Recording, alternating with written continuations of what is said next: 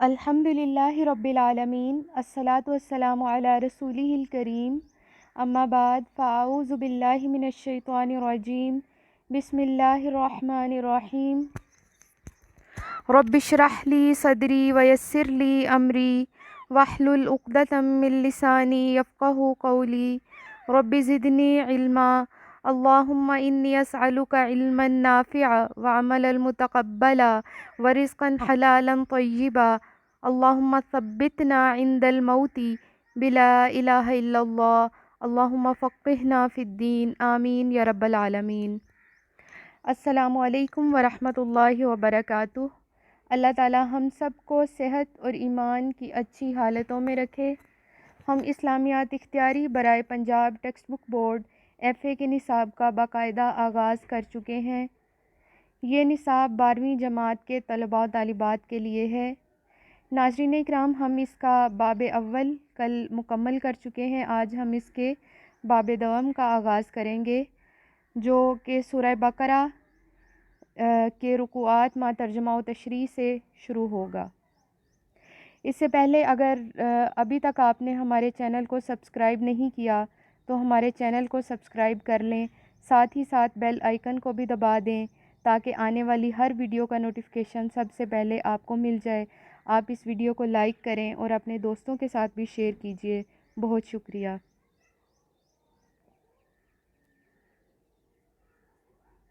تفسیر سورہ البقرہ۔ اس سے پہلے کچھ ابتدائی اور تمہیدی باتیں جو کہ میں نے آپ سے کرنی ہیں۔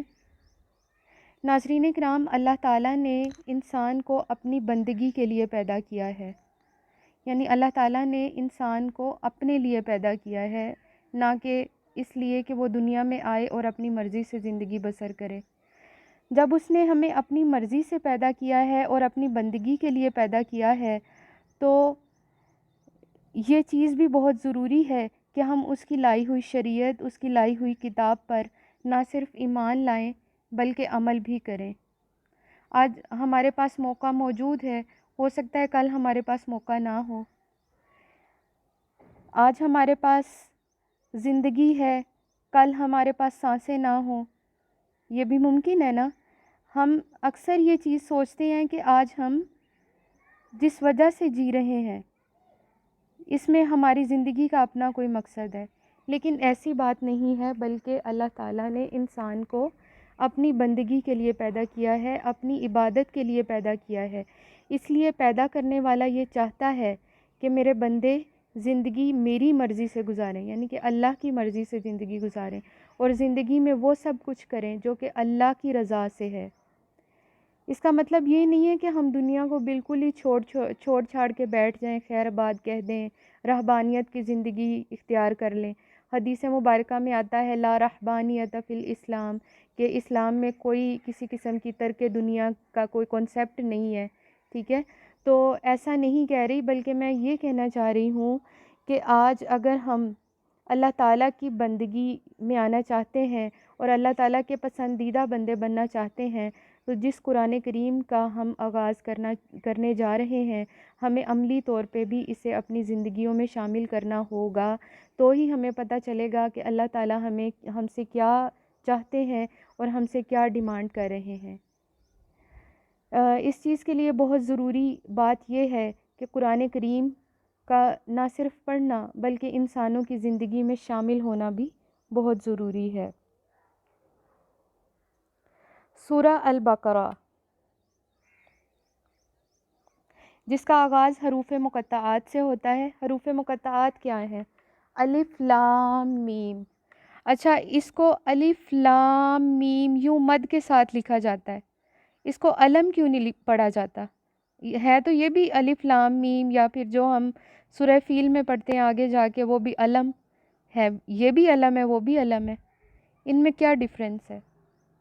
ان کو مد کے ساتھ لکھا گیا ہے، ان کو ویسے ہی لکھ دیا گیا ہے اکٹھے کر کے، ٹھیک ہے۔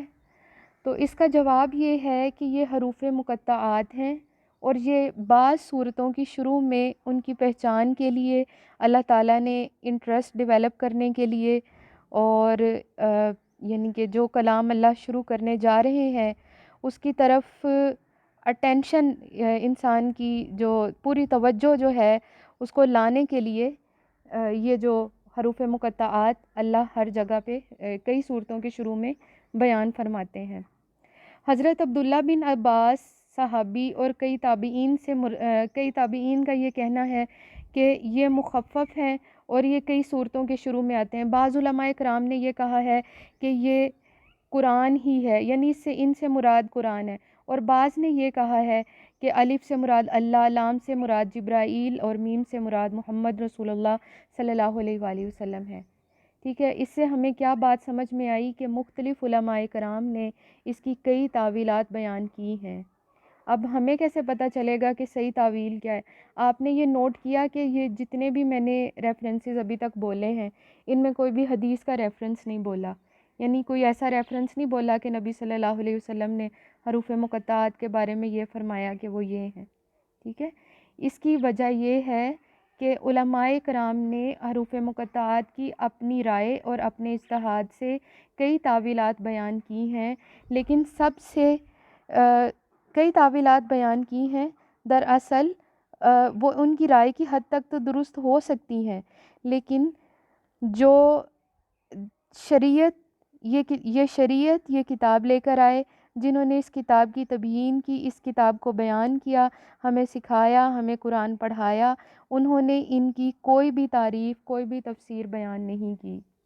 یعنی رسول اللہ صلی اللہ علیہ وآلہ وسلم نے حروف مقطعات کی کوئی ڈیٹیل ہمیں نہیں بتائی، اس کی تفصیل صرف اللہ تعالیٰ جانتا ہے، ان سے ہمیں یہ بات پتہ چلتی ہے۔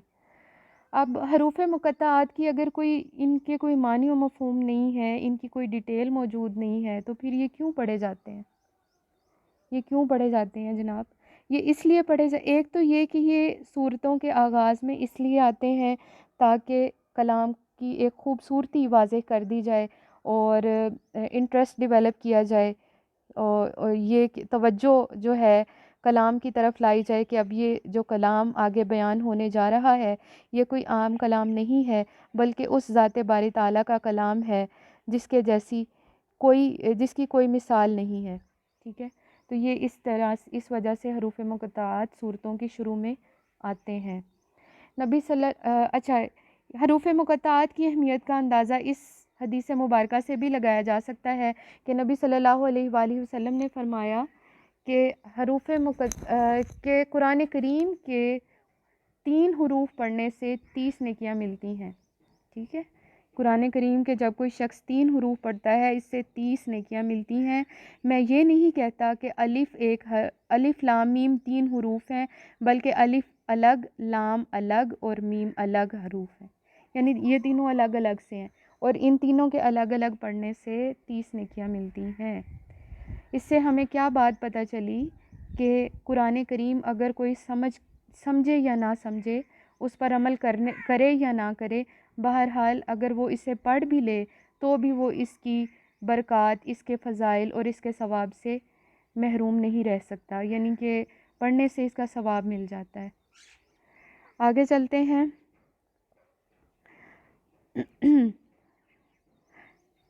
شک و شبہ سے پاک کتاب۔ اچھا، اس میں ذرا تھوڑا سا پچھلا کانٹیکسٹ ہمیں دیکھنا پڑے گا کہ جو ہم نے یہاں پہ نہیں پڑھا، اصل میں بات یہ ہے کہ جب ہم یہ چیز پڑھاتے ہیں کہیں اور تو اس سے پہلے سورہ فاتحہ پڑھائی ہوتی ہے، تو یہ یہاں سے تھوڑا تفسیر بیان کرنا آسان ہوتا ہے، لیکن یہاں پہ سلیبس ریکارڈ کر رہے ہیں تو سلیبس میں صرف وہی چیز بیان کرنی ہوتی ہے جو سلیبس کے اندر شامل ہوتی ہے۔ شک و شبہ سے پاک کتاب، اس میں سورہ فاتحہ میں پہلے اللہ تعالیٰ نے اللہ تعالیٰ نے دعا اور طریقہ دعا سکھائی ہے۔ ٹھیک ہے، پہلے اللہ تعالیٰ کی حمد و ثنا بیان ہوتی ہے، اس کے بعد طریقہ دعا سکھائی ہے، جس میں اللہ تعالیٰ سے انسان یہ دعا کرتا ہے کہ اللہ ہمیں سیدھے راستے پر چلا، اس راستے پر، ان لوگوں کے راستے پر جن پر تو نے انعام کیا۔ ٹھیک ہے، یہ دعا کی تھی انسان نے سورہ فاتحہ میں، اور یہ دعا قبول کیسے ہوئی؟ یہاں پہ آ کے اللہ تعالیٰ نے یہ کہا کہ ذالک الکتاب لا ریب فیہ، ذالک الکتاب، یہ وہ کتاب ہے یعنی قرآن، لا ریب فیہ، جس میں کوئی شک نہیں ہے۔ اچھا، اب یہاں پہ دیکھیں کہ ذالک الکتاب لا ریب فیہ یہاں پہ کیوں کہا گیا؟ کہ پیچھے جو دعا انسان نے کی تھی اس کے جواب کے طور پہ اللہ تعالیٰ نے یہ کہہ دیا کہ لو اب میں نے تمہیں یہ کتاب عطا فرما دی ہے جس میں تمہاری زندگی کا مکمل ضابطۂ حیات موجود ہے. اگر تم اس پر عمل کرو گے اور اپنی زندگی کو اسی کتاب کے مطابق ڈھال لو گے تو تم کامیابی سے ہمکنار ہو سکتے ہو اور تمہاری دنیا اور آخرت دونوں سنور سکتی ہے. اس کے برعکس اگر تم اس کتاب کا انکار کرو گے تو کیا ہوگا؟ اللہ تعالیٰ کے غضب و غصے کے مستحق ہوگے تم. اللہ تعالیٰ ظاہر ناراض ہوں گے. تو یہاں پہ یہ بات ایک تو یہ اس کا مطلب بنتا ہے. دوسرا ذالک الکتاب، یہ وہ کتاب ہے لا ریب فیہ جس میں کوئی شک نہیں. جتنی مذہبی کتابیں پہلے نازل ہوئیں یا پھر جو لوگوں نے لکھی غیر الہامی مذاہب میں، ان سب میں تبدیلیاں رونما ہو چکی ہیں. یہ بات ہم پہلے بھی کرتے رہے ہیں کہ الہامی مذاہب میں یہودیت، عیسائیت اور اسلام، یہ تینوں مذاہب شامل ہیں. اب یہودیت اور عیسائیت کے پاس جو کتاب ہے وہ بائبل ہے، ٹھیک ہے. اب بائبل کی کوئی اتھینٹسٹی نہیں ہے، یہ بات ہم کئی بار ڈسکس کر چکے ہیں، اور ویسے بھی ہمیں معلوم ہے کہ بائبل اب with the passage of time جس زبان میں نازل ہوئی تھی وہ زبان بھی اب ناپید ہو چکی ہے، اس لیے اب بائبل بھی اپنی اصلی حالت میں موجود نہیں ہے. اس کے ساتھ ساتھ بائبل میں انبیاء کرام علیہم السلام سے وہ لغو باتیں منسوب کی گئی ہیں کہ کسی شریف النفس انسان پر اگر اس طرح کے الزامات لگا دیے جائیں تو بھی وہ اس کو تسلیم کرنے سے انکار کر دے گا. یعنی آپ سوچ بھی نہیں سکتے کہ شراب نوشی، زنا اور معاشرتی برائیاں یعنی جو بھی ہو سکتی ہیں وہ انبیاء کرام سے منسوب کی گئی ہیں. تو یہ بالکل ایک طرح سے دیکھنے سے ہی محسوس ہو جاتا ہے کہ وہ ایک کلام اللہ نہیں ہے بائبل. اس کے علاوہ ہندو مذہب کی کتاب کے بارے میں اہل علم یہ شبہ ظاہر کرتے ہیں. ہندو مذہب کی جو کتاب ہے گیتا کے بارے میں یہ کہتے ہیں کہ اس میں جنگ کی کہانیاں بیان ہوئی ہیں گیتا کتاب کے اندر، جو کہ ارجن نے کرشن کے سامنے بیان کی تھی. یعنی کہ یہ وہ داستانیں ہیں جو کرشن نے ارجن کے سامنے بیان کی تھی. اب وہ بھی اپنی اصلی حالت میں موجود نہیں ہے، اب وہ رامائن بن چکی ہے. یعنی پہلے گیتا تھی اب رامائن بن چکی ہے. اس سے کیا پتہ چلا کہ وہ بھی بدل گئی. اس کے بعد ہم دیکھتے ہیں کہ بدھ مذہب میں جو گوتم بدھ کے لکھے ہوئے کلام تھے وہ بھی اب اپنی اصلی حالت میں موجود نہیں ہے. گوتم بدھ نے جو بھی کلام لکھا تھا اپنے مذہب کے حوالے سے، اس میں بھی کئی طرح کی تبدیلیاں رونما ہو چکی ہیں. لیکن یہ قرآن کریم ایسی کتاب ہے جس میں کسی قسم کا کوئی شک نہیں ہے. اس کی حفاظت اور ذمہ داری اللہ تعالیٰ نے خود اٹھائی ہے، اور اس کی دلیل بھی باقاعدہ قرآن مجید میں موجود ہے. سورہ ہجر کی آیت نمبر 9 میں اِنَّا نَحْنُ نَزَّلْنَا الذِّکْرَ وَإِنَّا لَهُ لَحَافِظُونَ، بے شک ہم نے ہی اس ذکر یعنی قرآن کو نازل کیا ہے اور ہم ہی اس کے محافظ ہیں. آگے دیکھتے ہیں ذالک الکتاب لا ریب فیہ ھدی للمتقین. ھدن ہدایت ہے، للمتقین پرہیزگاروں کے لیے. اب ہدایت کیا ہے؟ انسان کو اللہ تعالیٰ نے دو راستے دکھائے ہیں، ایک ہدایت کا راستہ اور دوسرا گمراہی کا راستہ. ہدایت کے راستے پر چل کے وہ کامیابی سے ہمکنار ہو سکتا ہے، جبکہ گمراہ ہو کر اللہ تعالیٰ کی ناراضگی کا مستحق ٹھہر سکتا ہے. تو اب دیکھتے ہیں ہدایت کیا ہے. ہدایت سیدھے راستے کو کہتے ہیں. اس حوالے سے قرآن کریم میں اللہ تعالیٰ کا ارشاد ہے سورہ حج کی آیت نمبر 68.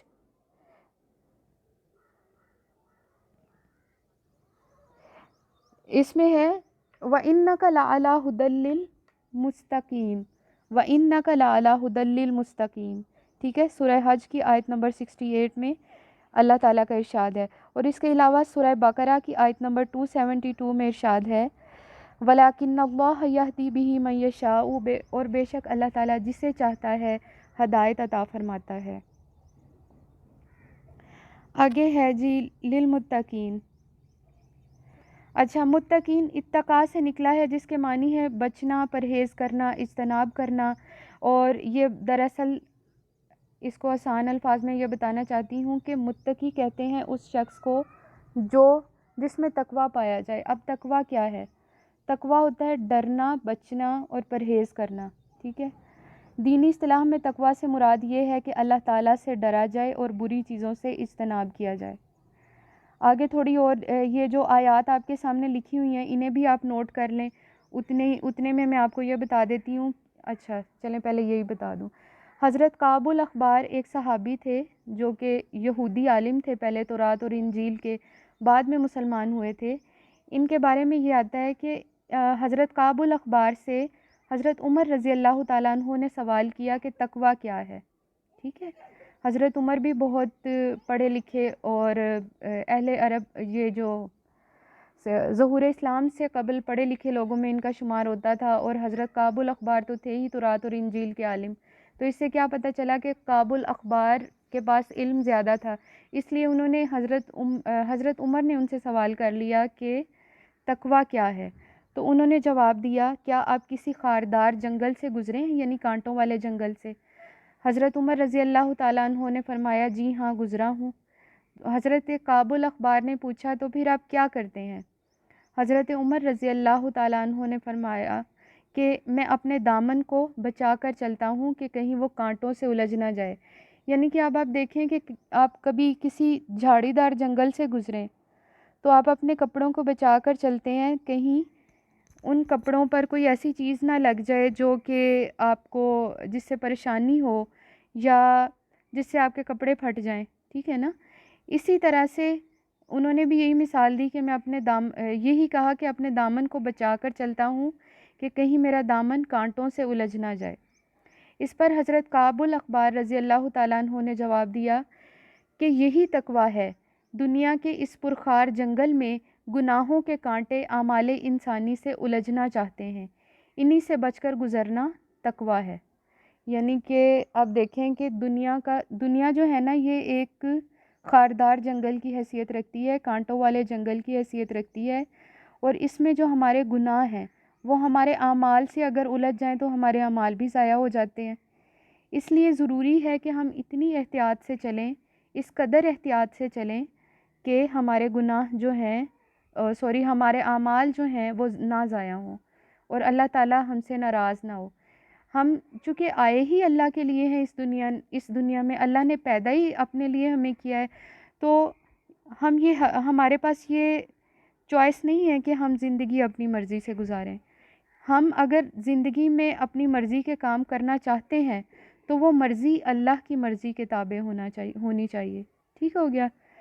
تو یہاں پہ اب میں نے بتایا کہ تقویٰ کیا ہے، اور یہ جو کچھ معنی یہاں پہ لکھے ہوئے ہیں اتقوا کا کیا مطلب ہے، اور اس کے علاوہ کچھ آیات ہیں، وَلَا تَقُوا وَإِن تُؤْمِنُوا وَتَتَّقُوا فَلَكُمْ أَجْرٌ عَظِيمٌ، ٹھیک ہے۔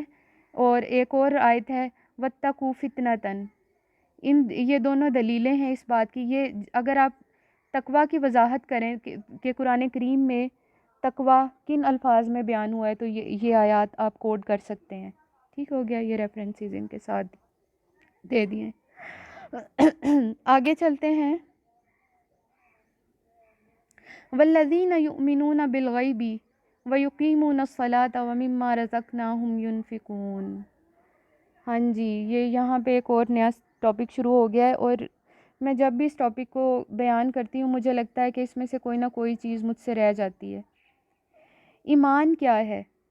ایمان اللہ تعالیٰ کے ساتھ ایسے تعلق کو کہتے ہیں جس میں کسی قسم کی بھی دنیا پرستی باقی نہ رہے، یعنی کہ دل کا ایسا تعلق جو محض اللہ تعالیٰ کے ساتھ آپ کو جوڑ دے، اللہ کے ساتھ آپ کا کنیکشن قائم کر دے، اور اللہ کی بتائی ہوئی باتوں پر مان لے اور اس میں کسی قسم کی کوئی تحقیق نہ کرے۔ کہ جیسے مثال کے طور پہ اگر میں یہ کہوں کہ میں نے جنت اور دوزخ نہیں دیکھی، میں نے صرف سنا ہے اس کے بارے میں کہ جنت اور دوزخ ہے، ٹھیک ہے، تو میرا ایمان ہے کہ ہے، اللہ نے بتایا اپنی کتاب کے ذریعے، ٹھیک ہے۔ لیکن اگر میں یہ کروں گی کہ کتاب میں تو اللہ نے بتا دیا، اب اس کے بارے میں مفسرین کرام کیا کہتے ہیں، اس کی مختلف آراء پڑھنے کی کوشش کروں گی، کبھی کوئی تفسیر نکال لوں گی، کبھی کوئی حدیث کی کتاب نکال لوں گی کہ اس کی ڈیٹیل واضح ہو جائے، تو وہ ہوتی ہے تحقیق، ٹھیک ہے۔ یہ بھی غلط چیز نہیں ہے، لیکن ایمان کی کیٹیگری میں صرف وہ چیز آتی ہے جو سن کے انسان سر تسلیم خم کر لیتا ہے اور اس کو مان لیتا ہے، ٹھیک ہے. تو یہاں پہ ایمان سے مراد وہی ایمان وہی کوالٹی ہے جو انسان کو اللہ تعالیٰ کے بالکل قریب کر دے. والذین، اور وہ لوگ، یؤمنون، جو ایمان لاتے ہیں، بالغیبی، غیب پر. غیب کیا ہے؟ غیب وہ چیز جو ہماری نظروں سے اوجھل ہو، جو چیز ہمیں نظر نہ آ رہی ہو، جس کو ہم نہ دیکھ سکتے ہوں. مثال کے طور پہ اس کو ذرا دو طرح سے ایکسپلین کروں گی. ایک تو یہ کہ غیب وہ چیز ہے جو ابھی فی الحال ہمیں نظر نہیں آ رہی. مثال کے طور پہ یہاں جو ساتھ سڑک چل رہی ہے، اس پہ چلنے والی گاڑیوں کے بارے میں کہہ سکتی ہوں کہ وہ غیب میں آئیں گی. وہ غیب میں آئیں گی، لیکن یہاں پہ غیب نہیں کہا گیا، الغیب کہا گیا، یعنی کسی خاص چیز کی طرف اشارہ ہے. اور یہ خاص چیز سے مراد وہ چیز ہے جو اللہ تعالیٰ نے ہمیں اپنی کتاب میں بتائی ہے. یعنی کہ غیب سے مراد کیا ہو سکتا ہے یہاں پہ؟ وحی، جنت، دوزخ، اللہ تعالیٰ، فرشتے وغیرہ، ہم نے جن کو نہیں دیکھا ہوا لیکن ہم ان پر ایمان لا رہے ہیں. اور یہ مومن کی نشانیوں میں سے ایک ہے. اللہ نے کہا ہے نا کہ وہ لوگ جو ایمان لاتے ہیں غیب پر. ٹھیک ہے، یہ غیب پر ایمان لانے والوں میں سے یہ چیزیں شامل ہیں. اب آگے اس کی قرآن کریم میں جو مثالیں کوڈ کی گئی ہیں وہ بھی آپ یہاں سے دیکھ کے نوٹ کر لیں. اور ویڈیو لمبی ہو رہی ہے، میں آگے چلتی ہوں. وَيُقِيمُونَ الصَّلَاةَ، اور وہ جو نماز قائم کرتے ہیں. وَالَّذِينَ يُؤْمِنُونَ بِالْغَيْبِ وَيُقِيمُونَ الصَّلَاةَ، اور وہ لوگ جو نماز قائم کرتے ہیں. وَمِمَّا رَزَقْنَاهُمْ يُنْفِقُونَ، اور وہ رزق جو ہم نے انہیں دیا ہے اس میں سے خرچ کرتے ہیں. سب سے پہلے ہم دیکھتے ہیں کہ نماز پڑھنے اور قائم کرنے میں کیا فرق ہے. ایک تو یہ کہ نماز جب انسان پڑھتا ہے تو اس کا مطلب یہ ہوتا ہے کہ انسان اللہ تعالیٰ کے اتنا قریب ہو، اس قدر اللہ تعالیٰ کا اس کو قرب حاصل ہو کہ اس کو یہ احساس ہو کہ اللہ تعالیٰ اسے دیکھ رہا ہے. اگر ایسا نہیں تو پھر اسے یہ احساس ہو کہ پہلے تو یہ احساس ہو کہ وہ اللہ کو دیکھ رہا ہے. اگر ایسا نہ ہو سکے تو وہ یہ خیال کرے کہ اللہ تعالیٰ اسے دیکھ رہا ہے. دل کی اس کیفیت کا نام جو کہ نماز کے اندر قائم ہو جائے، اگر قائم ہو جائے تو اس کا مطلب یہ ہے کہ ہماری نماز جو ہے ایک درست لیول پہ پڑھی جا رہی ہے. اور نماز قائم کرنے میں نماز کی یعنی کہ نماز کو کنٹینیوسلی پڑھنا، بالکل ٹائم کے ساتھ پڑھنا، نماز کے وقت کے ساتھ پڑھنا بھی شامل ہو سکتا ہے. جیسے کچھ لوگ نماز میں سستی کرتے ہیں اور وہ یہ کہتے ہیں کہ اگر ٹھیک ہے پڑھ لی تو پڑھ لی، نہیں تو عصر کے ساتھ قضا کر لیں گے، یا عصر کی مغرب کے ساتھ قضا کر لیں گے، یا اگر نہیں بھی پڑھی تو سوئے رہتے ہیں، غفلت کا شکار رہتے ہیں. تو وہ جو کبھی کبھار نماز پڑھتے ہیں وہ وَيُقِيمُونَ الصَّلَاةَ کی کیٹیگری میں نہیں آتے، کیونکہ وہ کبھی کبھار پڑھتے ہیں. نماز دیکھیں، ہم نا شروع سے مومن کی صفات ڈسکس کر رہے ہیں، اور مومن کے بارے میں نے آپ کو بتایا کہ یہ وہ شخص ہوتا ہے جس کا اللہ تعالیٰ سے اتنا گہرا تعلق ہوتا ہے کہ وہ اللہ کی ہر بات کو سنتا ہے اور بس مان لیتا ہے، سر تسلیم خم کر لیتا ہے. اور آگے یہ مومنین کی جو کوالٹیز ہیں ان میں یہ چیزیں بتائی گئی ہیں کہ وہ پہلے تو وہ غیب پر ایمان لاتے ہیں اور نماز قائم کرتے ہیں. نماز قائم کرنے میں بھی پوری خشوع و خضوع والی، پوری اللہ تعالیٰ کا قرب حاصل کرنے والی نماز چاہیے، جو کہ اگر ہم پڑھیں تو اللہ تعالیٰ ہماری اس نماز سے خوش ہو جائے. اور ایسی نماز کے بارے میں ایک حدیث کا مفہوم ہے کہ نبی صلی اللہ علیہ وآلہ وسلم نے فرمایا کہ ایسی نماز پڑھنے والے کے گناہ جو ہیں وہ معاف ہو جاتے ہیں. وَمِمَّا رَزَقْنَاهُمْ يُنْفِقُونَ، اور وہ رزق جو ہم نے ان کو دیا ہے اس میں سے خرچ کرتے ہیں. اب یہاں پہ دیکھیں کہ اللہ تعالیٰ نے جو رزق دی، اللہ تعالیٰ دو طرح سے انسان کو رزق دیتا ہے. ایک تو آزما کر رزق دیتا ہے. مثال کے طور پر ہمارے پاس دنیا میں حرام رزق کے بھی بہت سارے مواقع موجود ہوتے ہیں. ہمیں نظر آ رہا ہوتا ہے اور ہمیں پتہ بھی ہوتا ہے کہ ہم ان طریقوں سے حرام رزق کما سکتے ہیں. ٹھیک ہے، تو یہ وہ رزق ہوگا وَمِمَّا رَزَقْنَاهُمْ؟ حرام رزق اس میں آئے گا؟ نہیں آئے گا نا.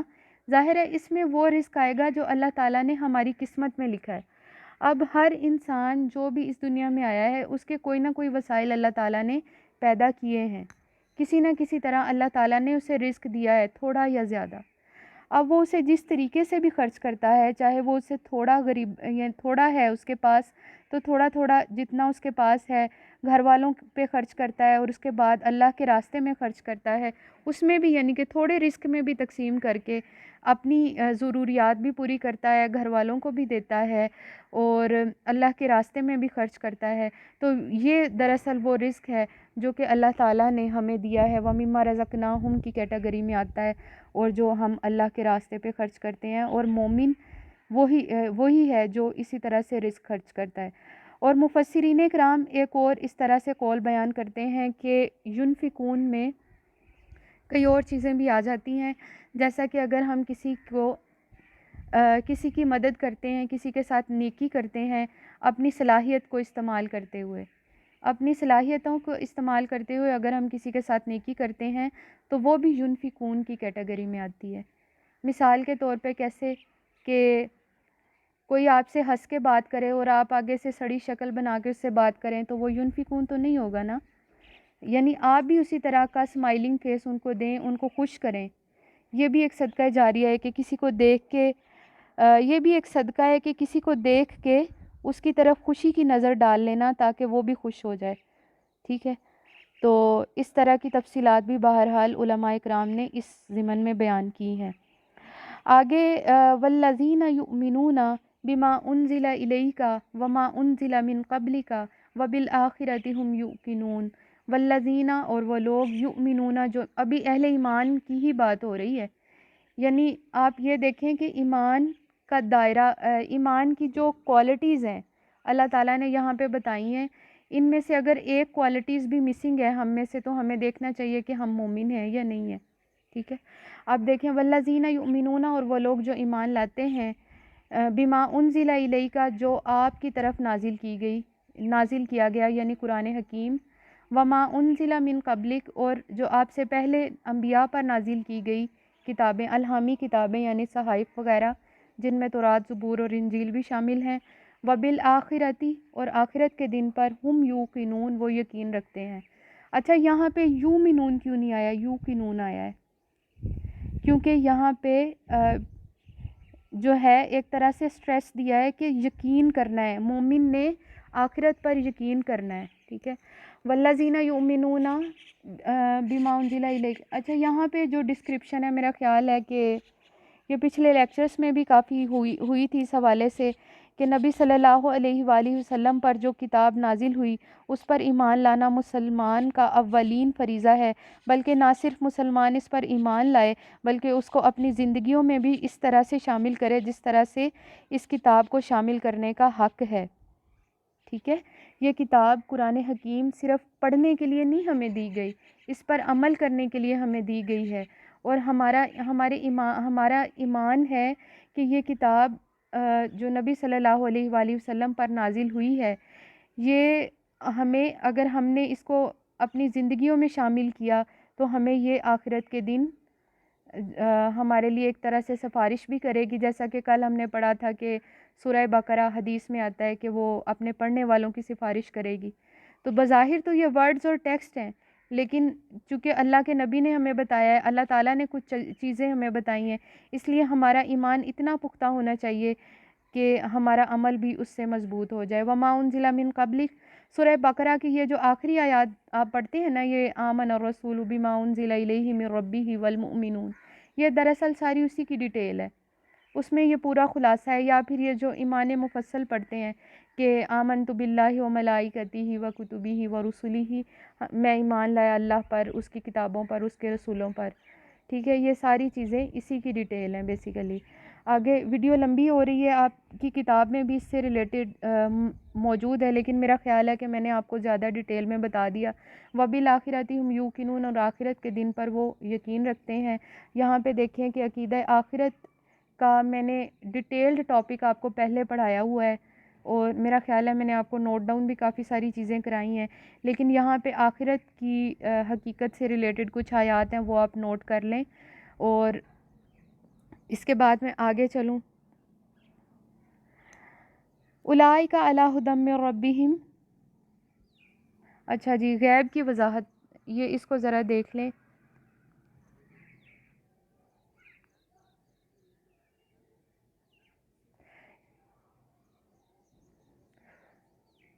اچھا، یہ جو آیات ہیں غیب کی وضاحت کی ضمن میں، پہلے مفردات القرآن سے اس کی ایک ڈیفینیشن بیان کی گئی ہے کہ غیب کس چیز کو کہتے ہیں، وہ چیز جو آپ کی نظروں سے اوجھل ہو، جو چیز آپ کو نہ دکھائی دے رہی ہو. اور قرآن کریم میں اس کی سورہ حشر میں ڈیٹیل موجود ہے، هو اللہ الذی لا الہ الا هو عالم الغیب والشہادہ. ٹھیک ہے. اور اس کے علاوہ سورہ یوسف میں بھی اس کی ڈیٹیل موجود ہے، ذالک من انباء الغیب. اس کے بعد میں آگے جا رہی ہوں، آپ اس کو نوٹ کر لیجئے گا یہ سلائیڈ کی طرف دیکھ کر. اور اگلا ہے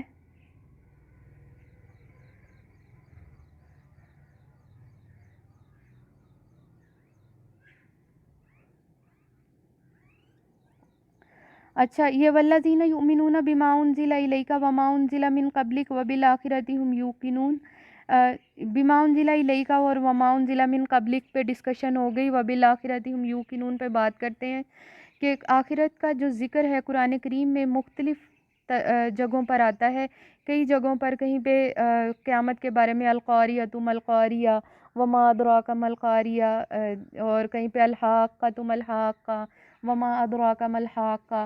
اور اس کے علاوہ یہ جو آیت مبارکہ ابھی آپ کے سامنے ہے، یہ ایک منٹ،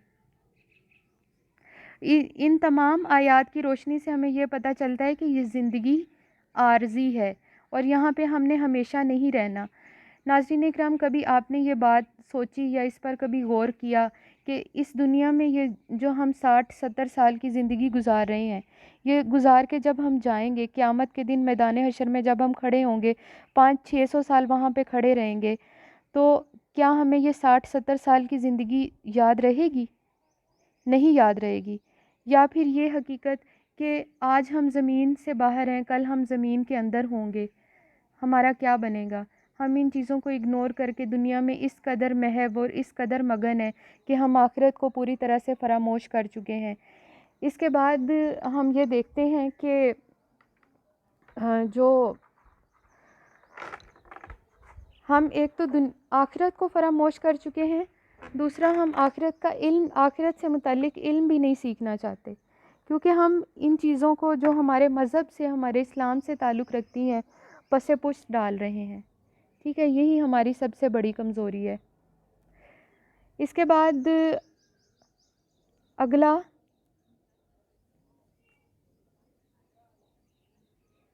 اولئک علی ھدی من ربہم واولئک ھم المفلحون. اہل ایمان کی پیچھے بات ہو رہی تھی. اہل ایمان کی ساری کوالٹیز بیان کرنے کے بعد یہ بتایا جا رہا ہے کہ یہی لوگ اپنے رب کی طرف سے ہدایت، اولئک علی ھدی من ربہم، یہی لوگ اپنے رب کی طرف سے ہدایت پر ہیں، واولئک ھم المفلحون، اور یہی لوگ فلاح پانے والے ہیں. اب یہاں پہ سمجھ آئی کہ اصل فلاح ہے کیا. فلاح وہ ہے جو ہم دنیا میں حاصل کریں، یا فلاح وہ ہے جو ہمیں یہاں سے جانے کے بعد حاصل ہوگی. یہ دنیا دارالامتحان ہے. اچھا، اس کو ذرا سپوز کریں کہ اگر آپ کسی ایگزامینیشن ہال میں بیٹھے ہوں تو وہاں پہ سب کچھ آپ کی مرضی کا آپ کو ملتا ہے. کبھی ایسا ہوتا ہے کہ 3 گھنٹے کا پیپر ہو اور اس پیپر کے دوران آپ کو کوئی شربت پلائے، کبھی چائے پلائے، کبھی پانی پلائے، کبھی آپ کو کھانا دے اور کہے کوئی بات نہیں، جو 3 گھنٹے کا پیپر ہے وہ تم 5 گھنٹے میں کر لو، لیکن کوئی نہیں، کھا پی لو تاکہ تمہارا پیپر اچھا ہو جائے. نہیں ہوتا نا ایسا. لیکن یہ دنیا جو دارالامتحان ہے جس میں ہم بیٹھے ہیں، اللہ تعالیٰ نے ہمیں اس دنیا میں بے شمار نعمتوں سے نوازا ہے. اللہ تعالیٰ نے ہمیں امتحان پر بٹایا ضرور ہے، لیکن ہمیں بہت ساری نعمتیں دی ہیں. کبھی کسی نے دیا ہے ایسا امتحان جس میں اتنی ساری نعمتیں بھی ملیں، ہمیں ہمارے لیے جو ہے ہر چیز کو، پوری کائنات کو مسخر کر دیا ہو اور ہر چیز کو صرف ہمیں پرووائڈ کیا گیا ہو. اب دیکھیں یہ پوری چیزیں انسانوں کی خدمت کر رہی ہیں، انسانوں کے لیے ہیں. اللہ تعالیٰ نے ان کو لگایا ہے اور یہ اللہ کے کہنے پر انہوں نے اف نہیں کیا. ٹھیک ہے، اگر کسی چیز نے اف کیا تھا تو وہ شیطان تھا، اور اس کا کیا بنا. اور ہم کیا کر رہے ہیں؟ ہم سب نے ایک دوسرے کا محاسبہ اپنا بھی کرنا ہے اور ایک دوسرے کا بھی، اپنے ساتھ رہنے والوں کا بھی، کہ ہم کہاں کھڑے ہیں. فلاح اصل میں وہ فلاح ہے، یعنی وہ کامیابی ہے جو فکر آخرت سے حاصل ہوتی ہے. اور اگر ہم اپنی زندگی اللہ تعالیٰ کی رضا کے مطابق بسر کریں تو ہماری دنیا اور آخرت دونوں سنور سکتی ہے.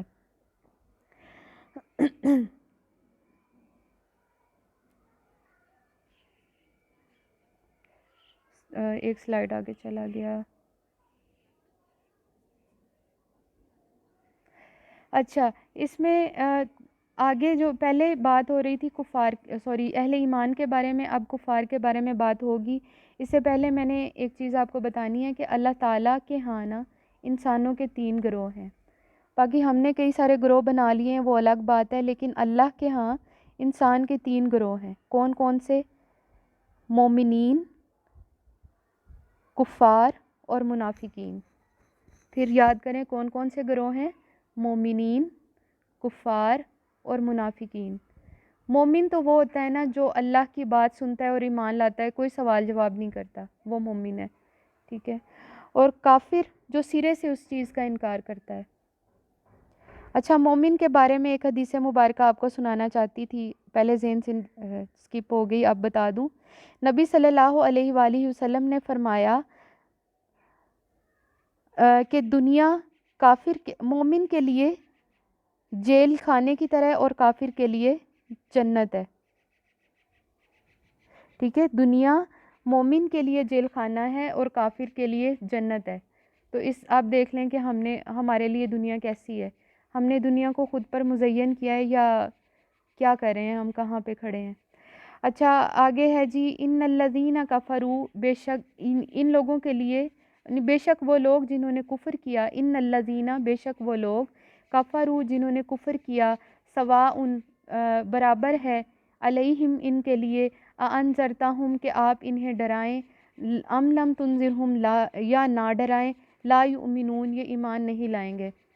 اب یہاں پہ اللہ تعالیٰ نے نا ایک طرح سے نبی صلی اللہ علیہ وآلہ وسلم کو تسلی دی ہے کہ یہ کفار ہیں، یہ وہ لوگ ہیں جن پر آپ کی نبوت کی حقیقت واضح ہو جانے کے بعد بھی یہ آپ پر ایمان نہیں لائیں گے، کیونکہ ان کے دل کفر پر جو ہیں وہ جم چکے ہیں. اب یہ ایمان نہیں لا سکتے، خواہ آپ انہیں ڈرائیں یا نہ ڈرائیں، یہ ایمان ہی نہیں لائیں گے. اس میں آپ کا کوئی قصور نہیں ہے. اسی طرح سے سورہ کہف میں بھی ایک جگہ پہ ارشاد ہے اللہ تعالیٰ کا نبی صلی اللہ علیہ وآلہ وسلم کے بارے میں.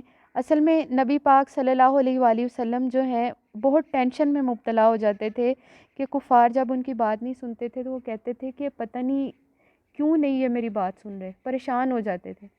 تو اس پر اللہ تعالیٰ نے یہاں پہ بھی انہیں تسلی دی ہے کہ اس میں آپ کا کوئی قصور نہیں ہے. یہ ان کے دل جو ہے نا اب کفر کے لیے مخصوص ہو چکے ہیں، مختص ہو چکے ہیں. اب ان پر کوئی بھی ہدایت والی بات اثر نہیں کرے گی، اب یہ ایمان نہیں لائیں گے. اور سورہ کہف میں بھی یہی آتا ہے کہ فلا اللہ کا باقی النفس کا علی آثارہم ان لم یؤمنوا بہذا الحدیث اسفا، کہ شاید آپ ان کے ڈر سے یا ان کے خوف سے کہ یہ ایمان نہیں لائیں گے خود کو ہلاک ہی کر دیں گے. ٹھیک ہے، یعنی فلا اللہ کا باقی النفس کا علی آثارہم، شاید آپ خود کو ان کے پیچھے ہلاک کر دیں گے، یعنی کہ ان کی پریشانی میں ہلاک کر دیں گے کہ یہ مان نہیں رہے، میں کیا کروں. یا پریشانی ہوتی ہے، انسان کو ہوتی ہے جب کوئی کسی کی بات نہ مان رہا ہو، اور خاص طور پہ وہ بات جو حق بات ہو نہ مانی جا رہی ہو تو ٹینشن ہوتی ہے. بہرحال ختم اللہ، اچھا آگے، ختم اللہ علی قلوبہم وعلی سمعہم وعلی ابصارہم غشاوۃ ولہم عذاب عظیم. ختم اللہ، اللہ تعالیٰ نے مہر لگا دی، اللہ تعالیٰ نے سیل بند کر دیا، سٹیمپ لگا دی. ختم کہتے ہیں سٹیمپ کو.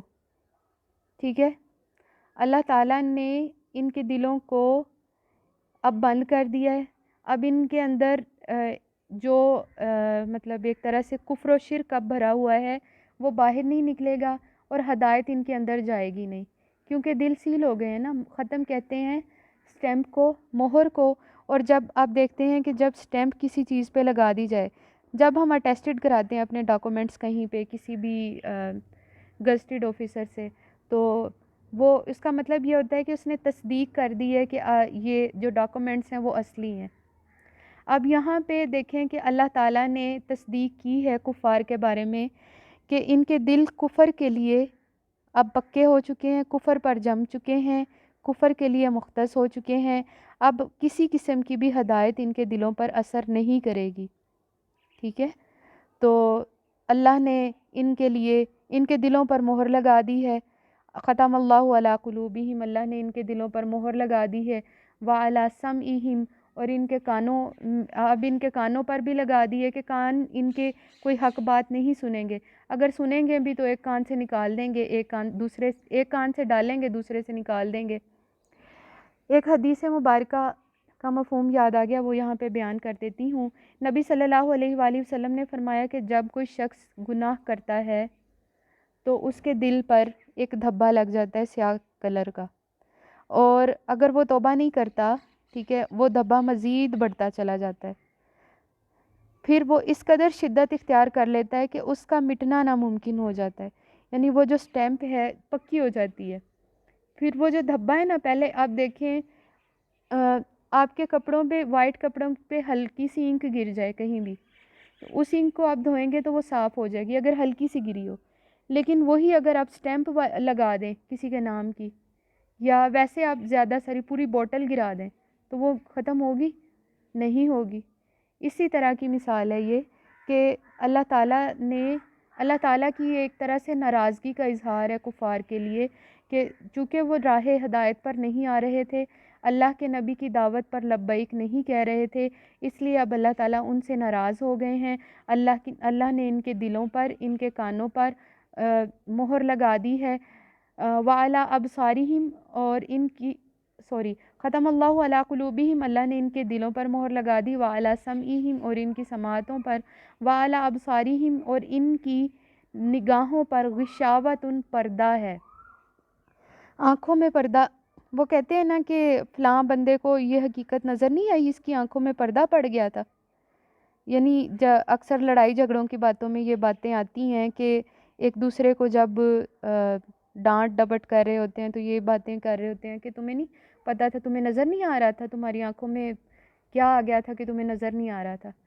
یہ کفار کے بارے میں اللہ کہہ رہے ہیں کہ اب چونکہ اللہ کا غم و غصہ ان پر بہت زیادہ ہو گیا ہے، اس لیے ان کی آنکھیں بھی اب کوئی حق بات نہیں دیکھیں گی، وَلَهُمْ عَذَابٌ عَظِيمٌ، ان کی آنکھوں پر پردہ ہے، وَعَلَىٰ أَبْصَارِهِمْ، اور ان کی آنکھوں پر غشاوۃ، پردہ ہے، وَلَهُمْ عَذَابٌ عَظِيمٌ، اور ان کے لیے دردناک عذاب ہے، چمٹ جانے والا، زبردست، ایسا عذاب جو کبھی نہ ختم ہوگا، وہ عذاب ان کا منتظر ہے۔ ٹھیک ہے، آج کے لیے صرف اتنا ہی۔ امید ہے کہ آپ کو آج کا لیکچر بہت پسند آیا ہوگا، اپنے کمنٹ سے، اپنی رائے سے ضرور آگاہ کیجیے گا۔ اگلے لیکچر کے ساتھ انشاءاللہ کل حاضر ہوں گے۔ گفتگو میں اگر مجھ سے کوئی غلطی ہو گئی ہو تو اللہ کی بارگاہ میں توبہ کرتی ہوں، اس کے ساتھ ہی مجھے اجازت دیجیے۔ وآخر دعوانا ان الحمد للہ رب العالمین، سبحانک اللہم وبحمدک، اشہد ان لا الہ الا انت، استغفرک واتوب الیک۔ والسلام علیکم ورحمۃ اللہ وبرکاتہ۔